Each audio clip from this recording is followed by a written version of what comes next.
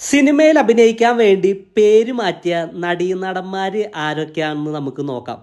ഒന്നാമത്തേത് Sunny vein.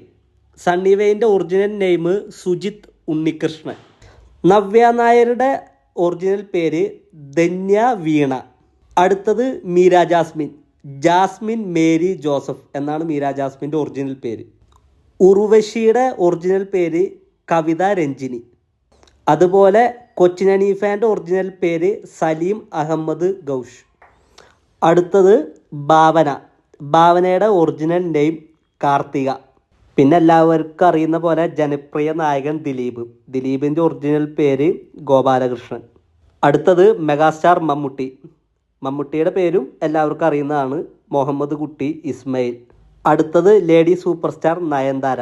നയൻതാരയുടെ original പേര് ഡയാന മറിയം കുര്യൻ.